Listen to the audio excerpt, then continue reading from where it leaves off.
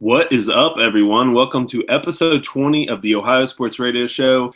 Jared and my good pal Ian back again to talk some Ohio sports with you guys. I hope you guys are ready. E, how you doing today, brother? Living the dream, brother. Yeah, absolutely, man. It's just me and E tonight. The rest of the guys are stuck with school. They got exams. They got all kinds of stuff going on right now. So you get me and Ian tonight, the two originals, the two founders, ready to talk some sports with you guys. Very excited. Now, normally we start our show off with the best and worst of this past weekend. Now, we will get to that, but unfortunately, some tragic news hit yesterday. Now, we're from a small town in Ohio. Pretty much all of us are, all the writers for Ohio Sports Radio. We all went to the same school except for one of us, and he went to school that's in our same conference. It's a couple miles away. One of the schools that surrounds us is Madison High School. Now, if you are not familiar with Madison, it's a very small country community, great school, very close to all of us. Madison had a school shooting incident yesterday. Terrible, terrible news coming out of there. I still have friends who have brothers and sisters that are in school at Madison. When the news broke yesterday, I couldn't believe it. It hit so close to home for all of us. We were really, really affected by it. And, you know, our thoughts and prayers are going out to everyone in Madison. Just a terrible, terrible tragedy. The violence needs to stop. Madison, you know, we were rivals in school. I have some great friends that went to that school that are still great friends to this day. So I just want you to know from our small show, our thoughts and prayers are going out to you, the Madison Mohawk community. You guys stay strong. I know you guys will. You guys will get through this, but just let you know that our thoughts and prayers from Ohio Sports Radio are going out to you guys. So let's move forward.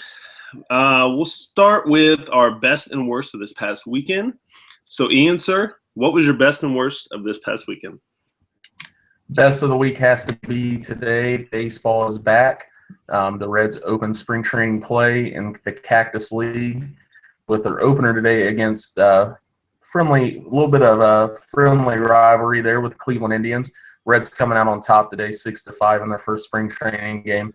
My worst of the week, also news out of today. For so long, we talked about this rebuild with the Reds and going to have to trade some familiar faces to get younger talent in and develop that. And one of the guys that we talked about was Aroldis Chapman. Now, there was a deal that was struck with Aroldis Chapman to go to the Red Sox and the Dodgers. Both teams backed out because of a domestic violence story that broke. We didn't know we were going to be able to move him. A lot of fans said go ahead and hold on to him. Thankfully, the Reds didn't do that because the news broke today that Aroldis Chapman will be suspended the first 30 games of the 2016 season. Chapman has chose wisely not to appeal the suspension. So it came down today that Chapman will miss the first 30 games. Fans, if we would hold on to him, we'd be without Chapman for the first 30 games of the season. Already a depleted roster, and then we would be without him. So good deal on the Reds' part of moving him when they could and for getting back what they did. Yeah, absolutely. I agree with you on that. And I also think that was too light of a punishment. I mean, he shot 8 rounds in his garage and apparently strangled his girlfriend or choked his girlfriend. Uncalled for. I think it should have been more. Personally, that's just me. Unfortunately, that kind of stuff still happens in today's sports world.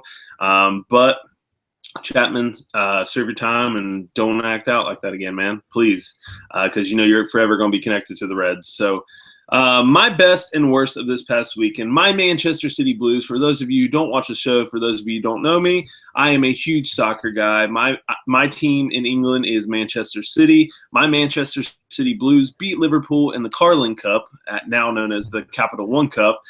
Beat Liverpool in PKs. It was a fantastic nail-biting game. Shouldn't have went to PKs, but we pulled it out. Got our first silverware of the season, and hopefully we can catch Leicester City and win the league. But that was fantastic. My worst of this past weekend also comes from the same game. Now, for those of you who don't follow world football, English football for that matter, Raheem Sterling in the summer transferred from Liverpool FC to Manchester City. Raheem is a young, fantastic English player, rated one of the best young players in the world. Raheem, Liverpool fans were absolutely brutal to him. The players on the field were taking cheap shots at him. Apparently, the fans were shouting racial slurs at him.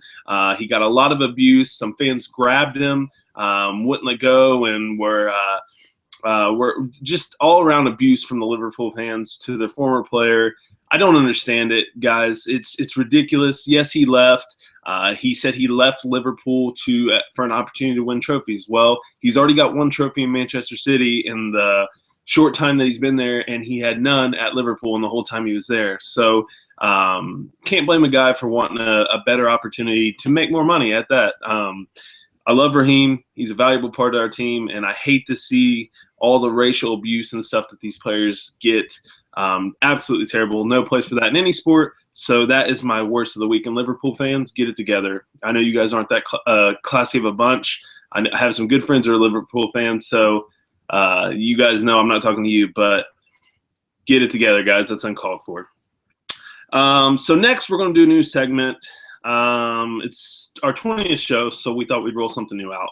We're going to start this each week. It's called Top 5. So it's a top 5. It's a different category, whether it be top 5 favorite helmets, etc., etc. This week, in honor, another best for both of me and Ian, and I'm sure all of our other writers, because we were all texting each other in a group text, Leonardo Dicaprio finally won his long-awaited Oscar Academy Award this past weekend for his role in The Revenant. Well-deserved, long overdue for Leo. Ian, what do you think of that? I thought it was awesome. He was poised. He was ready. I think he realized this was going to be the one that won it. There's been past nominations where he should have won it, but he looked very comfortable all night in the crowd, munching on some Girl Scout cookies. I think he was ready. He knew what was going to happen, and I thought he did great. And I hate to say it, but I'm one of those people that have yet to see The Revenant. I'm too cheap. I know I need to see the movie. I just haven't gotten around to it. Yeah, and speaking of the Girl Scouts, I think Leo was like do-si-dos. Like, ugh, Leo, get it together. It's Samoas or nothing, buddy. But other than that, I'm pretty sure he's got a lot going on for him. But Top 5, our new segment, in honor of Leo's brand new shiny Oscar, we're going to do our top 5 favorite Leo movies. So we'll start from 5 to 1, 1 being our favorite. Ian, what is your 5th favorite in your top 5 Leo movies? Number 5 has got to be Titanic. Jack Dawson, that role, it did so much for pop culture. We see it being made fun of in our favorite TV shows like The Office with the booze cruise. Jim makes a bet with production saying, my next paycheck, that Michael will stand on the front of the boat within the first hour and shout out, I'm king of the world. So not just that reason. Titanic was a great movie. You'll never get that 3 hours and 15 minutes back of your life watching it, but solid movie. Yeah, and to touch on the Michael and Dwight thing, I think Michael and Jim thing, I think Michael did it in like the first 5 seconds of being on the boat, which was amazing. Yep. But I agree completely with Titanic. It's not my 5, but I'm going to touch on that. Titanic was amazing. I remember seeing it multiple times in theaters, just obsessed with that movie. It was great. There was a really good scene when I was younger when he was drawing Rose, which was a fantastic scene. I may have rewound it a few times. Great scene. Leo is the man. Titanic's a great movie. But my 5th favorite is Blood Diamond. Leo as Danny Archer. Fantastic movie. Just an all-around awesome action movie. Leo is badass in that movie. And, you know, touches a lot about what's going on in Sierra Leone. So a lot of people don't really keep up with all that in the news, and it's pretty brutal stuff over there. So that's a great movie. Leo is just underrated in that movie. Fantastic. So 4th, what is your 4th favorite movie on the top 5 Leo movies, Ian? Number 4 for me is Catch Me If You Can. It's been a while since I've seen it, but his performance as Frank Abagnale Jr. it was phenomenal. I remember really enjoying it. I was kind of iffy on it when we started it. I was watching it with a friend, and they suggested it, but I really enjoyed it. Yeah, that's a fantastic movie, and I'll get to that one. That one is on my list. I will get to it here soon. My fourth favorite is Wolf of Wall Street. Fantastic movie. Insane, just funny, everything about it. He plays Jordan Belfort, amazing in that movie. Leo was just amazing. Jonah Hill was amazing in that movie. Just a fantastic movie all around. Just the debauchery, the craziness. It was a great movie. So Wolf of Wall Street is my fourth favorite. Let's move on to 3. What is your third favorite Leo movie in our list of top 5?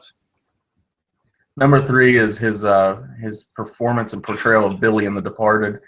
Great movie, action-packed. It was just nonstop. And I remember going back and watching that several times because it just felt like you didn't get enough of it. You were just on the edge of your seat the entire movie, and then it just ended abruptly. So The Departed comes in at number 3 on my list. That's a great movie. 3 on my list would be The Revenant. The movie that won it for him. It was phenomenal all around, just a great action movie. Insane. Leo's a great actor. He's become such a hell of a method actor, too. I mean, he's incredible. The movie was great. I know you haven't seen it, Ian. You need to see it. It's amazing. He's great in it. So The Revenant will be my third favorite. Let's move on to 2. What's your second favorite Leo movie in our list of top 5? Number 2, Danny Acha from Blood Diamond, like you mentioned earlier.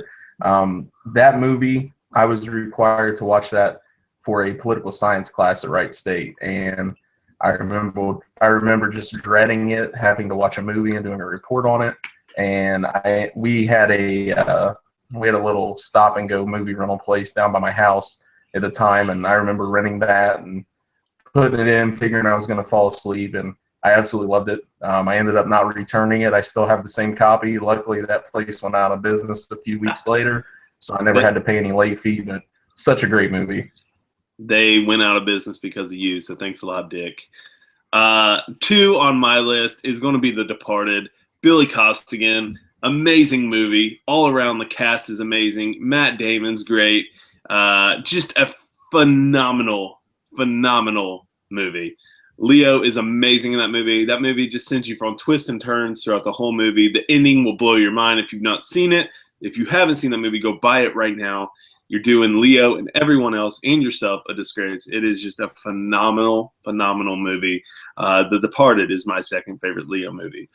And finally, our favorite Leo movie, number 1 on our top 5 list of favorite Leo movies. What is your number 1 movie? My number 1 movie with Leo in it has to be, in my opinion, his funniest role, and that's The Wolf of Wall Street. I remember seeing this a couple years back, and as soon as it hit the shelves, I went out and bought it. And I don't do that with a lot of movies, but I mean, just like you said, nonstop. The humor in it is ridiculously funny. Excessive use of the F word, that's always fine by me.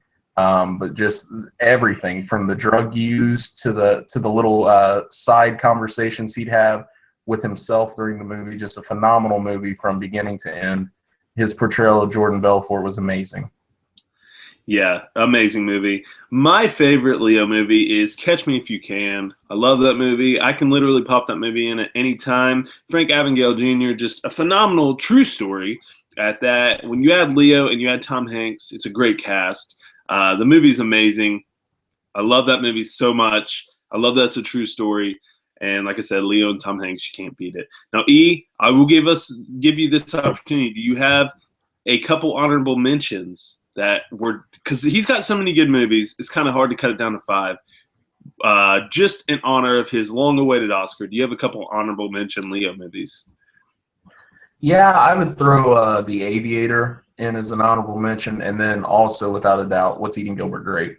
I thought he did a phenomenal job in that movie playing Arnie, and it's one of the most lovable characters he's played, hands down. But I'd go with The Aviator and What's Eating Gilbert Grape as my 2 honorable mentions. Yeah, I agree with the Aviator. His role as Howard Hughes is amazing. Another biopic. Usually biopics don't really win, so unfortunately for him, but he was amazing in that movie. I agree with What's Eating Gilbert Grape, which he should have won an Oscar for Best Supporting Actor for Arnie in that because he was amazing. In today's world, he would have won that. He was awesome. I'm also going to throw in Gangs of New York. Gangs of New York is just amazing. What a fantastic movie if you've not seen it. Shutter Island, Inception, also fantastic. And he was great in Django. So just so many great Leo movies. The guy is just a phenomenal actor. Well-deserved Leo. So there's our top 5 favorite Leo movies. We will continue using the top 5 week in and week out. I think it's a pretty fun segment. So in honor of Leo, those are our top 5 favorite Leo movies. So Ian, thank you, sir. So enough about that. Let's talk some Ohio sports. What you guys all tune in to us to hear. Let's talk a little Reds baseball. Like Ian said in his best and worst this past weekend, the Reds were back in action today. They were playing the Indians in the Cactus League. They ended up winning 6-5 today. Great young, their young players look great today. I mean, they all around, Schiebler looked good. Suarez looked good. I mean, obviously Votto looked great. Winker is going to be a stud. They just look good, and as a Reds fan, it makes you feel better about, we're going to take it on the chin for a few years. We're going to be bad. But, when you see these young players who we hear about all the time, like Winker, we've been hearing about the kid for forever. He's kind of like Chris Bryant for the Cubs. Chris Bryant was pretty much a hologram for years for the Cubs. They kept talking about this kid, and now they're going to bring him up, and they never did. But the Reds have so much good young talent. They look good today. E, I know you live tweeted the game from our Twitter account at Ohio Sports Radio. What do you think of the game, man? How the Reds look? It's. I guess I watched the game with my rosy-colored glasses on because it made me really happy what I saw. I'm probably a little too overconfident heading into Game 2, but like you mentioned, it's nice to see this young talent come in and do well, especially so early in the spring. You hope that that translates into continued success throughout the spring, and some of these guys make the ball club. Like you brought up, Schiebler, he hits a home run in his first at bat, and then he has a game-saving catch in the 8th inning where hopefully he ended up okay. It looked like he hit his bat pretty hard against the wall, but great effort from him in the time that he put forth. Suarez today, 2 big doubles, 2 RBIs, picking up exactly where he left off from last year. I'm fully confident with him playing third base. I don't care about his defense. We need his bat in the lineup. He did well today.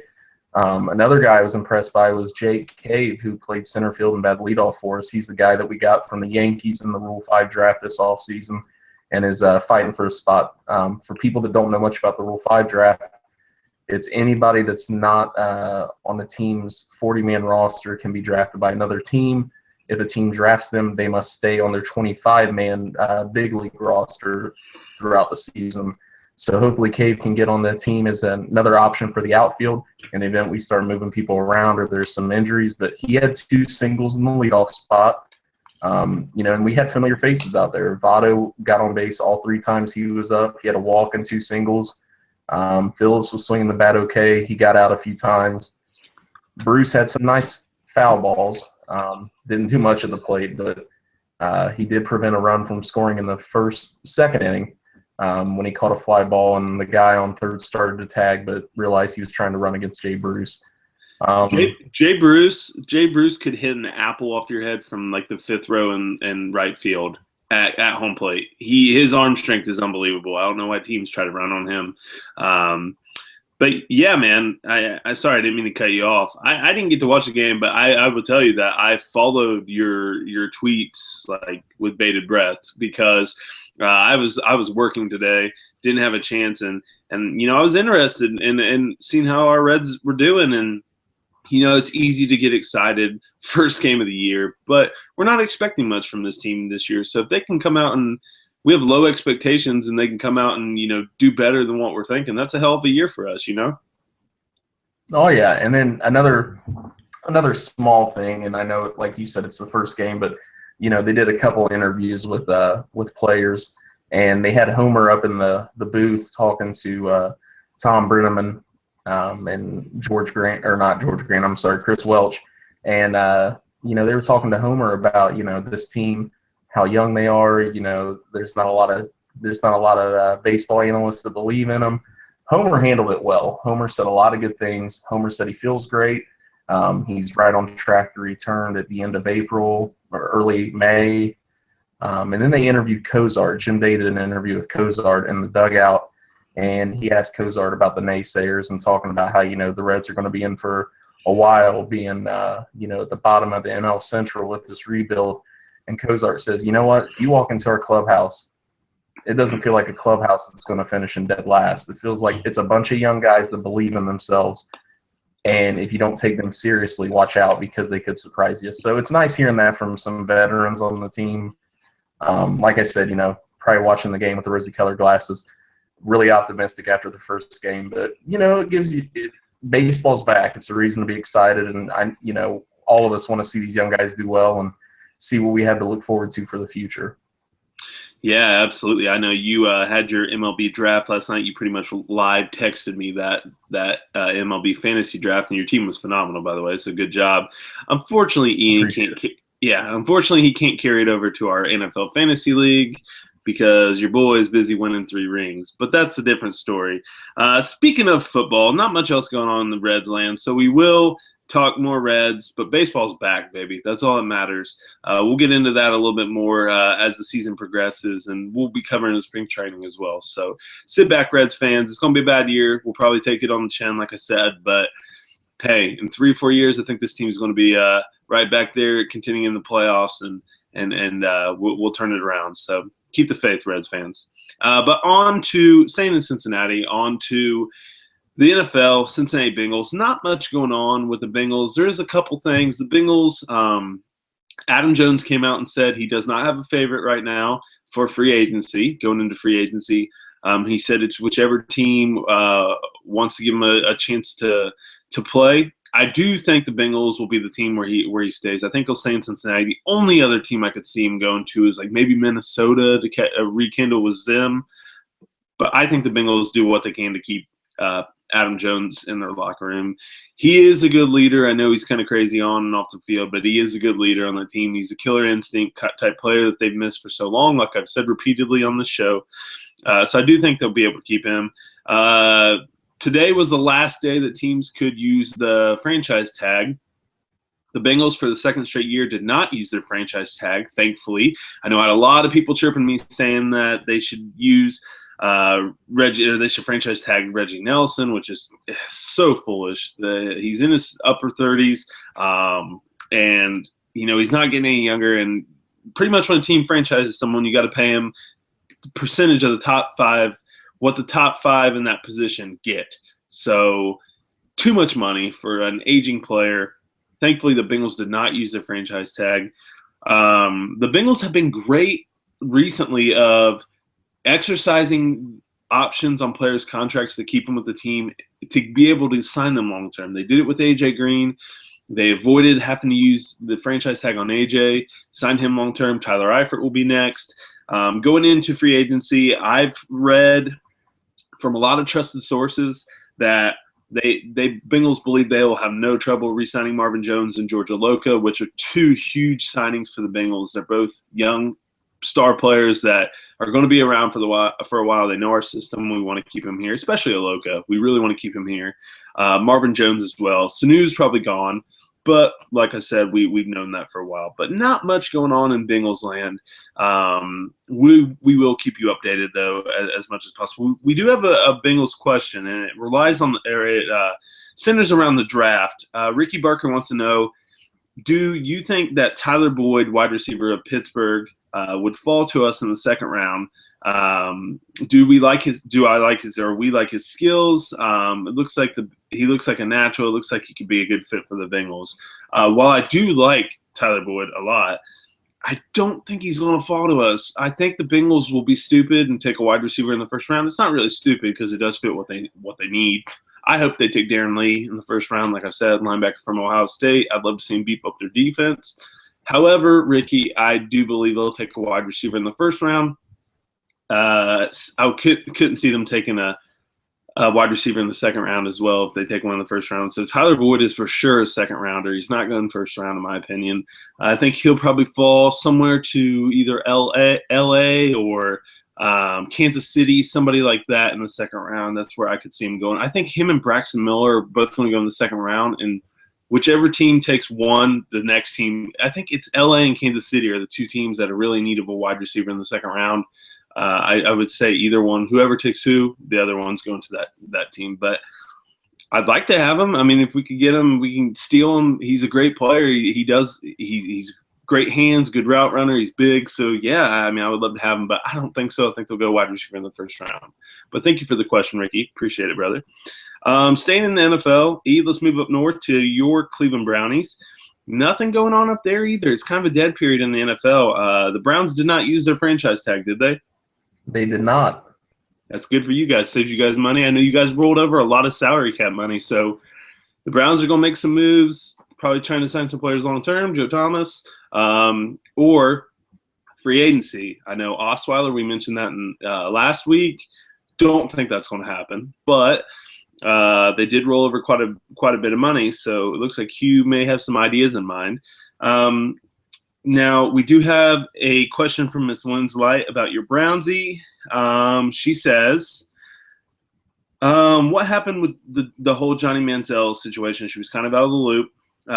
She heard reports that they would be releasing him. Next, she's hearing that Hugh Jackson is going to straighten him out and won't put up with that behavior. What is going on with the whole Johnny Manziel scenario, problem, issue, whatever you want to call it, E? Debacle. Yeah. When the news first broke that the Browns were going to release Johnny Manziel, it was rumored that they were going to release him. I use finger quotations with that. You just didn't see him. They were going to release him. Like I said, it was a rumor, and then I think Hugh Jackson just he stepped up and was saying the things that your owner would want to hear, because it hadn't been officially reported that they were going to release him. So Hugh said, that stuff is not going to stand for a team that I coach. We're going to get this kid turned around, or he's just not going to play here. And then finally the news broke that they are expecting to release him when the new NFL calendar rolls around on March 8th. So look for Manziel to be unemployed come March 8th when the Browns sever ties with him. Thank the Lord. Yeah, no kidding. He'll be unemployed for a little bit. I don't know if he'll find a job this year in the NFL. I mean, there's a lot of good quarterbacks out there that,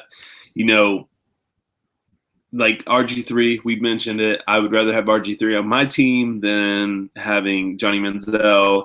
RG3 may wind up in LA. They need a quarterback, and they need kind of a big-name quarterback. So he's kind of a good fit out there. I could see Dallas going after him. But if Manziel winds up anywhere, it's going to be Dallas. Someone like that who it's kind of Wild West out there. They'll try to take him and bring him close to home and hope that helps. But I know he's still partying. Things are still coming up with Johnny, and someone's got to get that kid help. That's all we're saying. Now, E, I know there's been a lot of buzz. Mike Mayock, all these professionals with the number 2 pick, they're locking Carson Wentz in with your Browns, buddy. Initially, we said, okay, so let's rewind a couple months. During the season, we talked Joey Bosa, which looks like Bosa may drop to maybe 3rd, 4th, anywhere from 3rd to 6th. I think we'll go 3rd to San Diego, but it looks like he could drop depending on what they need. Doesn't look like the Browns are going to take him unless they sign a big-name quarterback in free agency. We said the kid from Memphis, what's his name? Help me out. Paxton Lynch. Paxton Lynch. Yeah, sorry. Went brain dead a little bit. Paxton Lynch, we mentioned him. Well, Paxton Lynch apparently, a lot of teams are down on him because he goes from no huddle. He doesn't call his own plays. He looks to the sideline for plays. He goes from a shotgun the whole game. That doesn't fit an NFL system, obviously. A lot of teams are kind of down on him for that. Huge arm strength. They're comparing it to Flacco. So he's 6'7", huge arm strength. But yeah, they're questioning his ability to run from under center and call his own plays. Then there's Jared Goff. They said Jared Goff's ready to go right now, but Goff's hand size was a big issue. Apparently, he's got really small hands, and that's one thing they look at and with quarterbacks, which who would have thought, But Goff, they're saying The Browns could take him, but they're all leaning towards Carson Wentz. Everyone said Mike Mayock, and I quote, said he is the best quarterback I've seen at the Combine and the Senior Bowl since Andrew Luck. He's got skills just like Luck. He's great with running the ball. He's good throwing. He's got great arm. He's smart. They don't think he's ready right now. And we've talked about it. That fits your guys' system perfectly. You got McCown, who played well last year.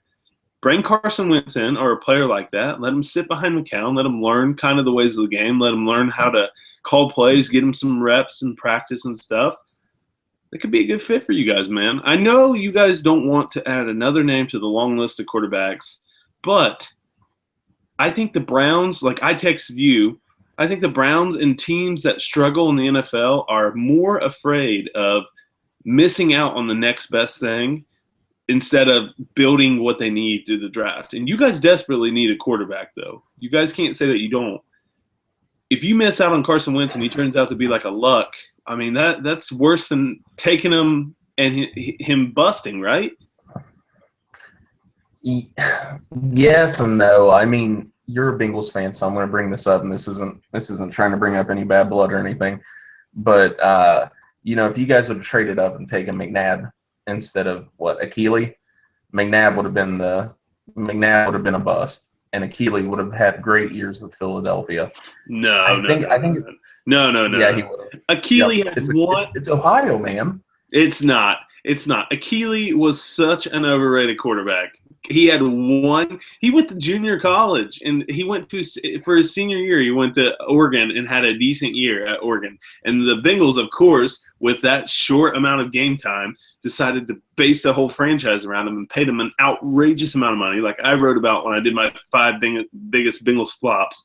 Don't even point the finger at Carson Wentz, too, because I know that's where you're going with this. He broke his wrist last year, man. I tried to tell you this over and over. The kid's a stud. Watch his game film. The kid is a stud. He's good, and I've never said that he's not good. I just think that there are other needs don't get me wrong, quarterback is a need we have to eventually fill. But I think there's a lot of quarterbacks in this draft that we can take later on. Not saying I want to take a lot of quarterbacks, but hold on. You're getting ready to yell at me.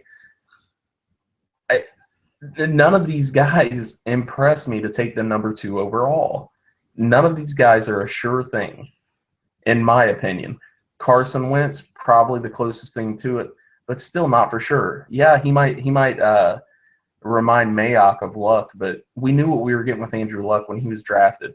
We knew what we were getting from him. We knew he was going to take a team to the playoffs. And, a few years from now, he might put them in position to win a Super Bowl. You can't say that about Carson Wentz. You can't say that about none of the guys at the top. And, I mean, there's guys that can be drafted in later rounds. We can stockpile picks with that number 2 pick. There's going to be guys like Kessler from USC in the later rounds, probably 2nd or 3rd. There's a guy I really like that I think can be had in the 4th or 5th round. That's Kevin Hogan from Stanford. But, there's Connor Cook. I think Cook will drop into the 2nd round. Hackenberg will drop into the 2nd round. There's guys that can be drafted.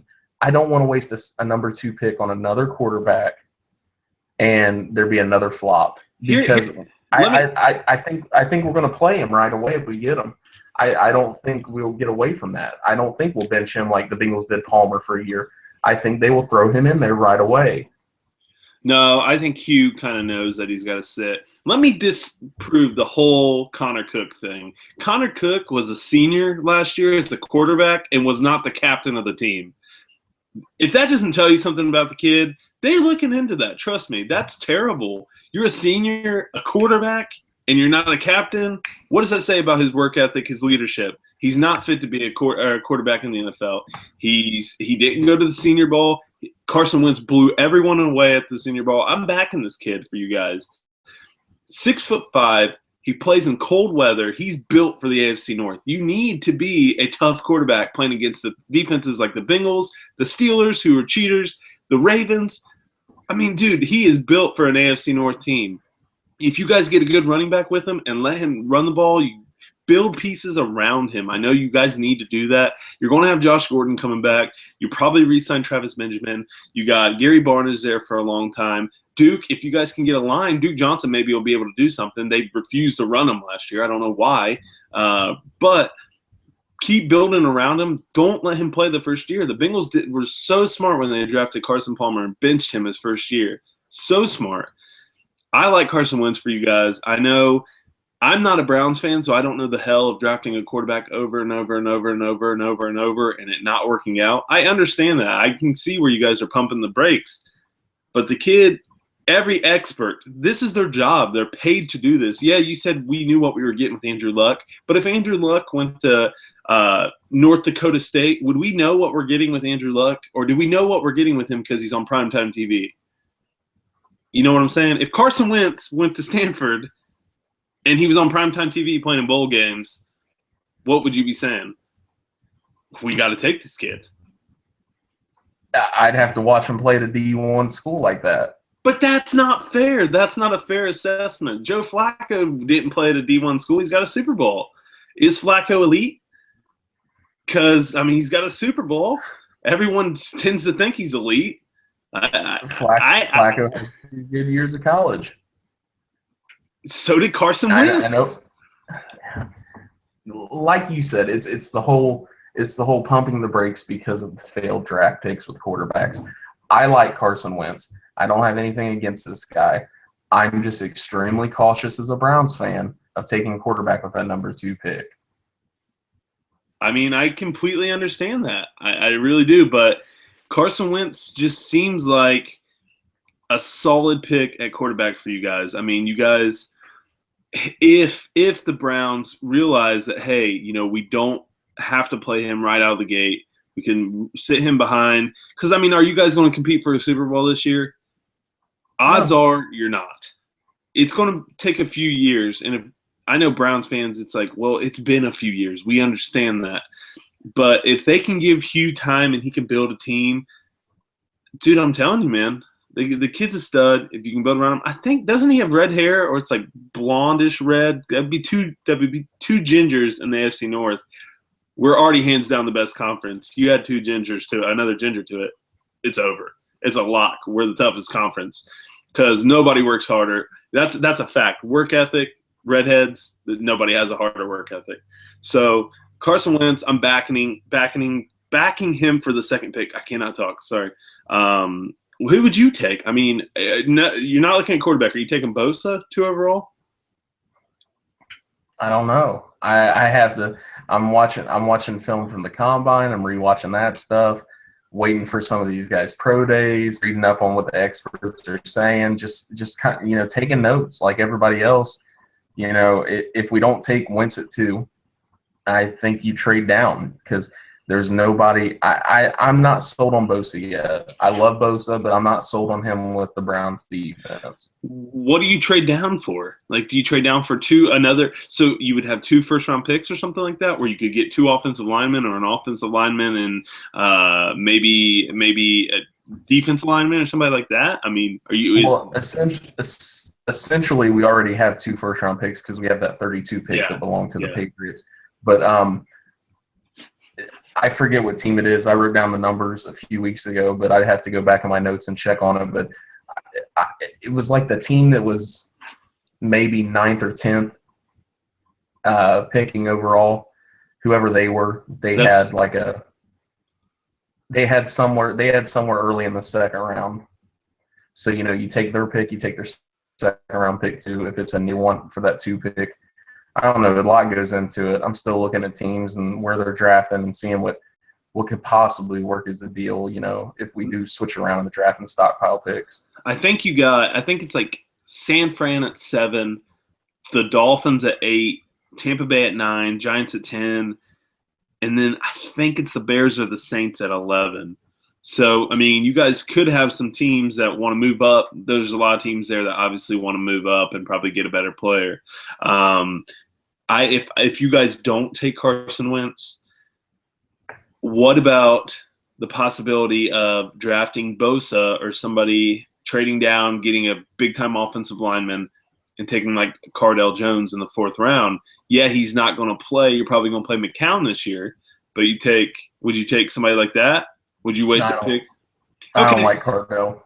A year ago, Browns fans were saying, let's fail for Cardell. He should have went pro, like I said.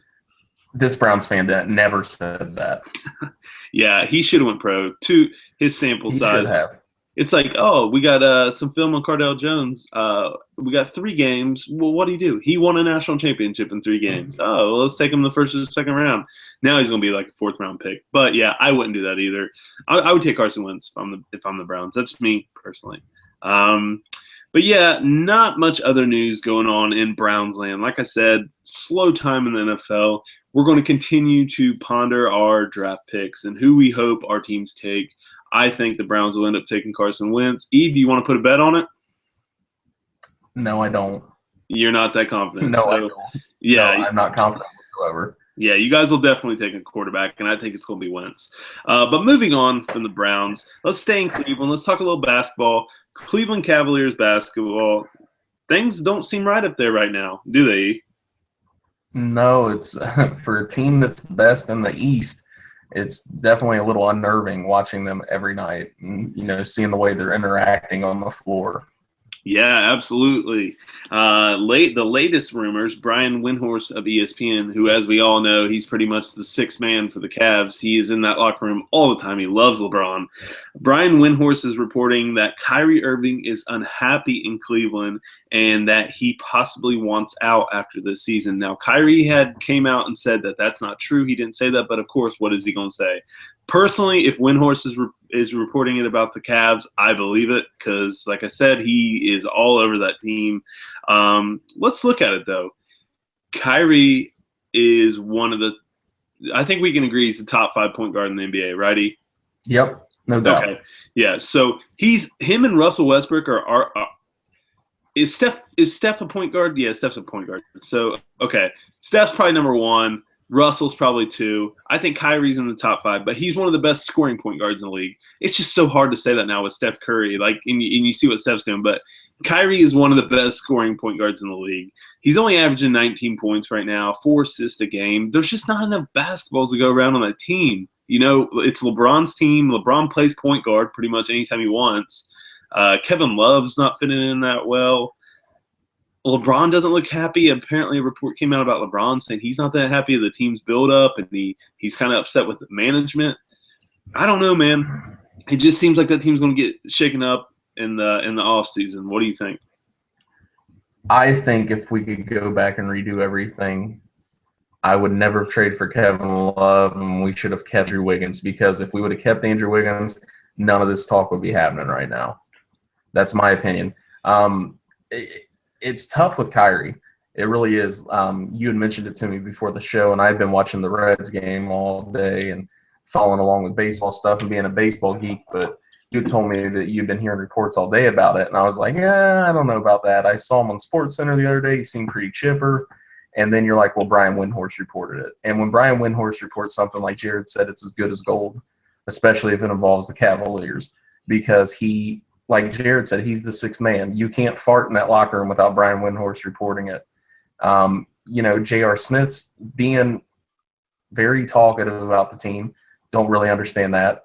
I think he's a guy that the team needs to move on from because, we said the last couple weeks, he's so streaky. He's inconsistent. When he's on, he's lights out. But when he's missing terrible, and he's 0 for 12 for the game. The team – They're in a bad spot, and like I said, they're the best team in the East, and I think they're still if they don't make any type of change, and with all this drama that's going on, I still think they win the East. But the goal is not to win your division. The goal is not to win your conference. Yeah, those are nice milestones. The goal is to win an NBA championship, and this team can't do it with the team they have put together. Like we've said, in past episodes, we've kind of gone on little debates about whether the Cavs are good enough. We know they can get out of the East. Toronto is going to give them a series, I'm sure. The Celtics will probably give them some trouble. I don't think the Celtics can beat them, but the Celtics probably take them to 7 games. They'll rough them up. Celtics are rolling right now. there's a lot of good teams that are starting to come out of the East that are starting to play well since the All-Star break. They're not a great conference. It's a terrible conference. Cavs will make it out of the East. But look at the West, dude. I mean, it's unbelievable. I know this is the third week in a row we've kind of said this. Golden State, can the Cavs go to Golden State and get a win? No. Golden State has not lost at home all year. I don't see them losing. I think Golden State's going to break the Wolves record. I mean, look at them the other night. They don't – Steph Curry does not accept losing. That Oklahoma City had that game. Steph Curry pulled up from 2 steps past half-court line. That was a choice, by the way. He wasn't heaving that ball. That was a choice to shoot from there. So they don't accept losing. Apparently, Draymond Green was getting mad in the locker room because they weren't shooting enough. They were passing up shots. That team, this is big for them, man. I mean, that's a dynasty over there. And apparently, Kevin Durant came out and said that he would like to play in Golden State once his contract's up at OKC. Could you imagine Russell Westbrook on that team? Oh. The speed on that team, dude. If Russell Westbrook played on that team, they would run teams out. They would be an Olympic track team. That team is already fast. But if Kevin Durant goes there, it's Steph's team. He's going to be the second option. If Kevin Durant goes there, you got to think Oklahoma City's going to do a sign and trade with him, right? Who do they trade? Draymond? No, he's a pretty much untouchable. Steph and Clay are untouchable. They already proved Clay was. Minnesota wanted Clay for Kevin Love, and they wouldn't trade it up. They wouldn't trade him. So I wouldn't mess with the chemistry of that team at all. It's Steph's team. I don't know, man. The West is so good. The West is so good. I mean, you look at a team like Dallas, my team. I'm a Mavs fan. Dallas has got the best offense in the league since the All-Star break, and they're sitting in 6th place and battling, barely hanging on to 6th place in the West. They'd be in 2nd in the East. I mean, the East is terrible. I don't think the Cavs have enough to beat Golden State. I know you said the same thing, E. They got to make moves. They're going to have to shake it up. Do you think Kyrie gets away in the offseason? I hope not. Because I'm a Duke fan, so I love Kyrie anyway. But, Kyrie's done a lot for that team, and I think he catches a bad rap a lot for a lot of people say he's soft because of the injuries. I think it's just a lot of bad luck. I'd hate to see him go. I'll leave it at that. I'd hate to see him go. I think there's other moves that need to be made besides, your all-star game or your all-star point guard leaving town. There's other moves that need to be made before you start shaking up personnel that's that crucial to your team's success. I don't think they'll let him get away, especially if they want to keep LeBron. I think Kyrie is one of his good friends. He's a great player. LeBron knows he needs Kyrie on that team.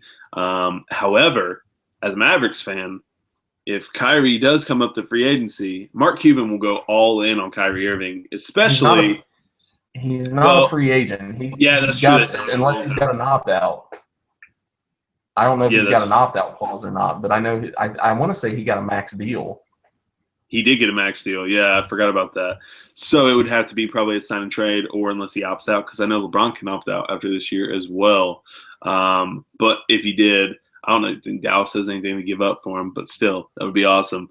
I don't think he gets away, though. I think Kevin Love will be gone before anyone out of the big-name players. Kevin Love needs to get away because Kevin Love has kind of become just another player lost in the shuffle. I mean, when he was at Minnesota, he was a double-double machine. Kevin Love was guaranteed 20 points and 10 rebounds every night in Minnesota.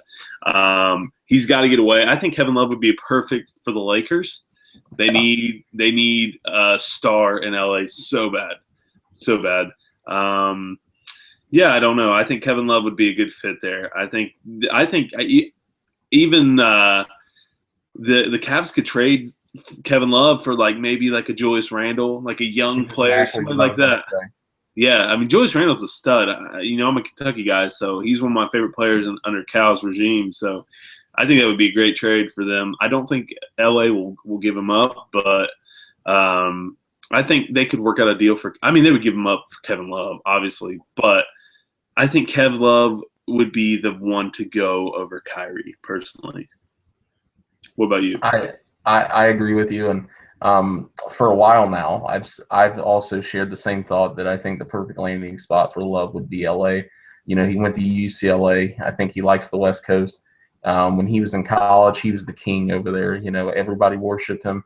And especially with Kobe going out, what better way to, kind of bring back a somewhat hometown boy to be the center of your franchise. And Love is a good ball player. I mean, I sit here and I say, we need to get rid of him. That's just because, the Cavs are my favorite team.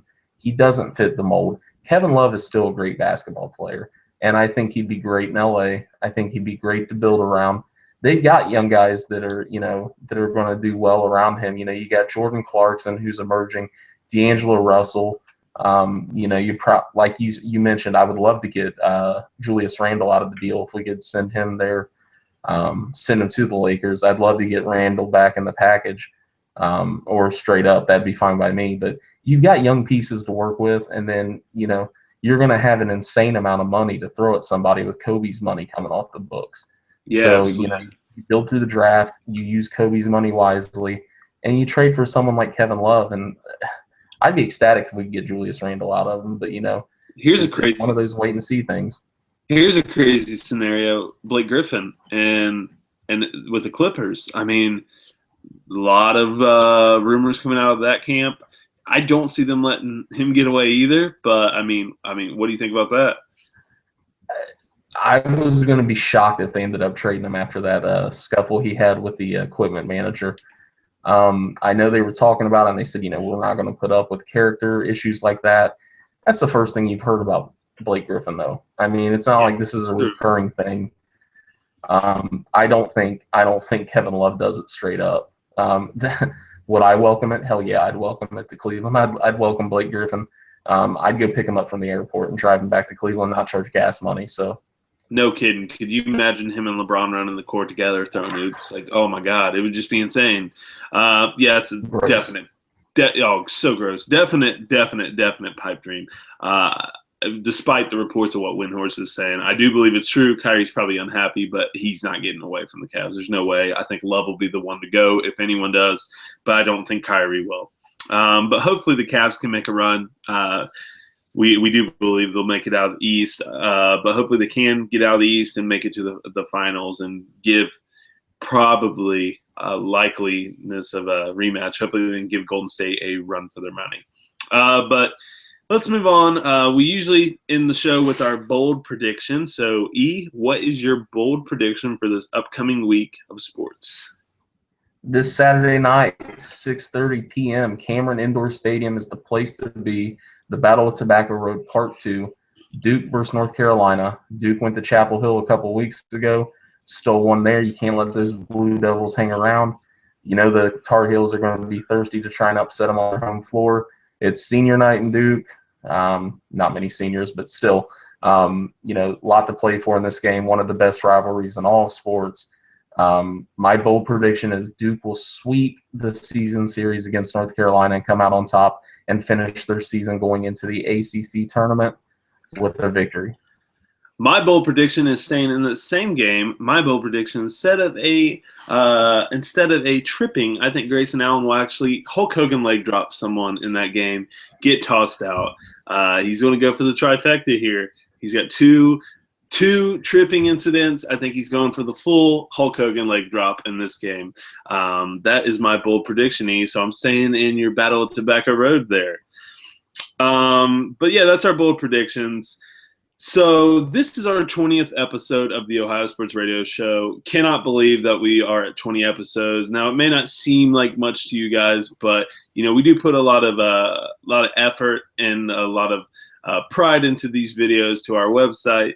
We love what we're doing. Behind the scenes, we have a ton of things that go on with this show. So usually before we start recording this, we sit and take notes. We do a lot of things for about damn near an hour before every show.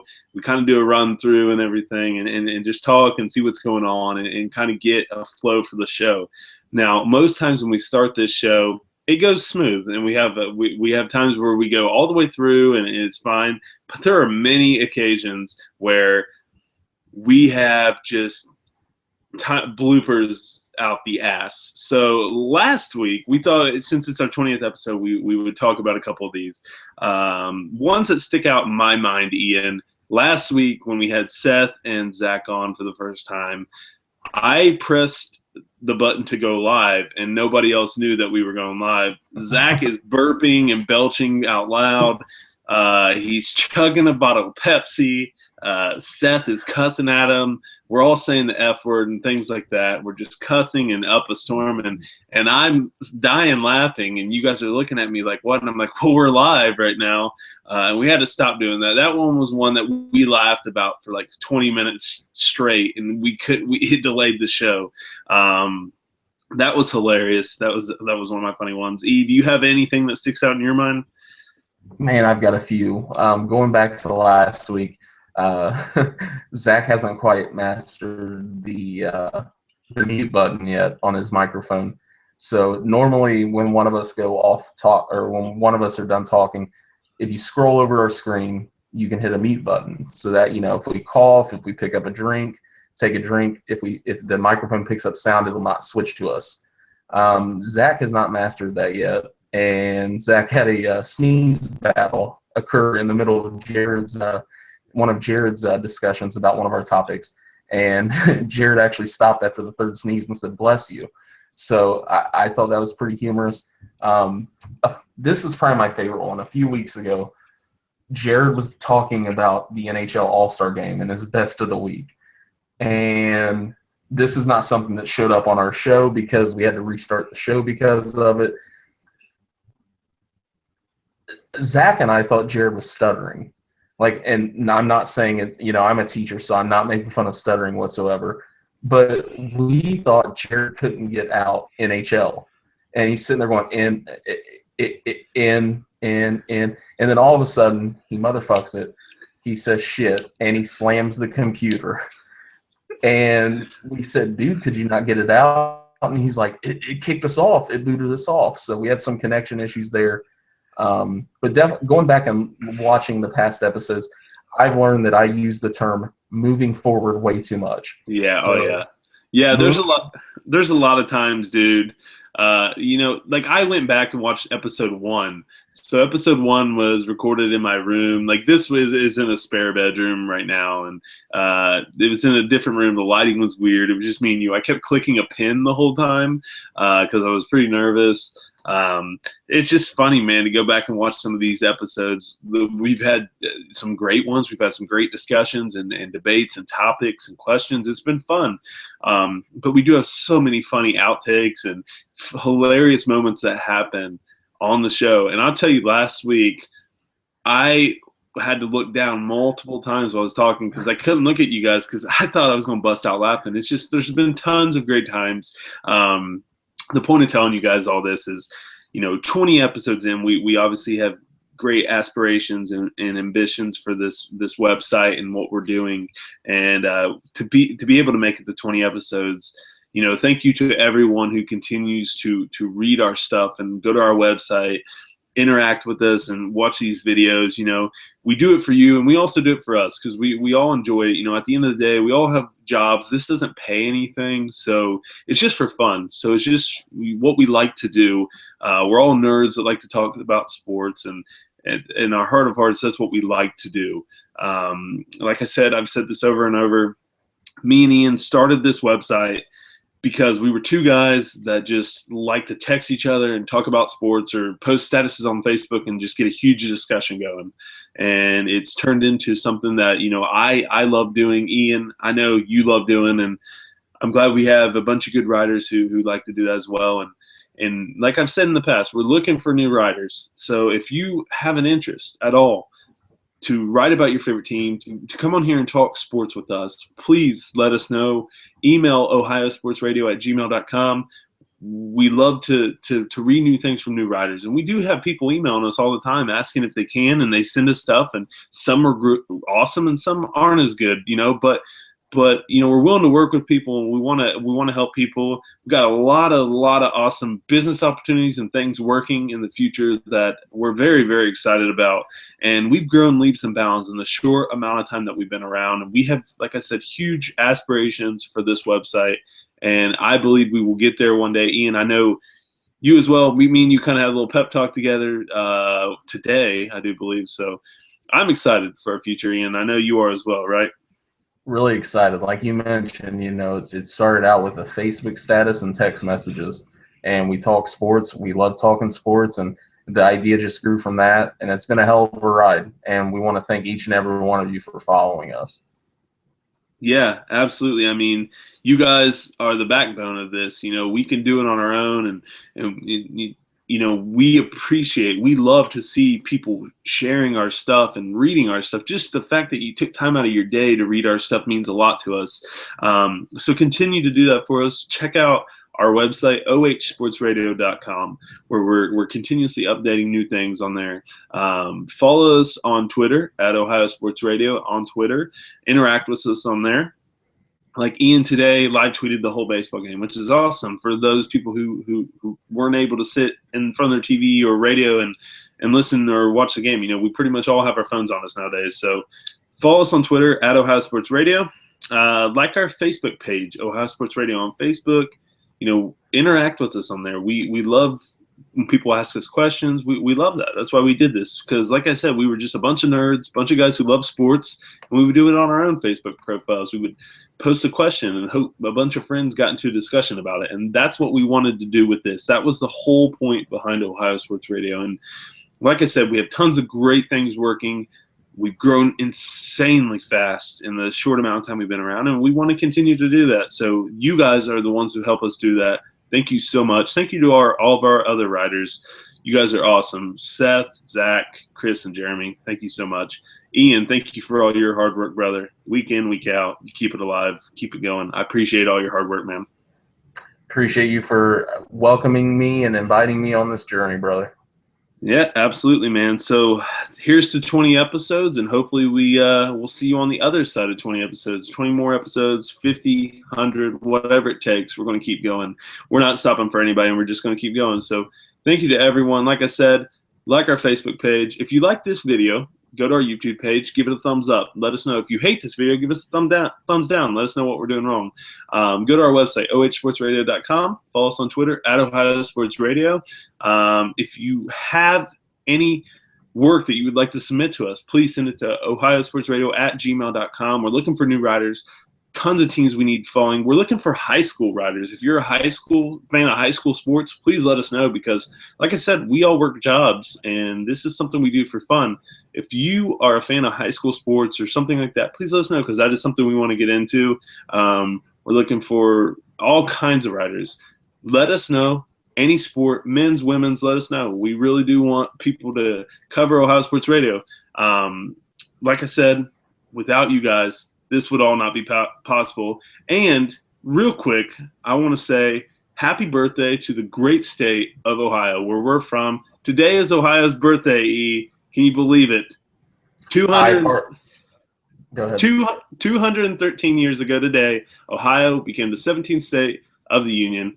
So thank you. I'm proud to be from Ohio. I love it with all my heart. E, I know you're the same way. Love to be from the Buckeye State. So thank you to all of our fellow Ohioans and all of our fellow Ohio Sports Radio fans from the bottom of our heart.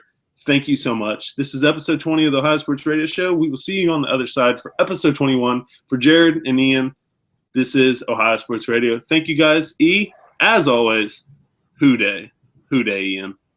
We bark together. See you guys on the other side.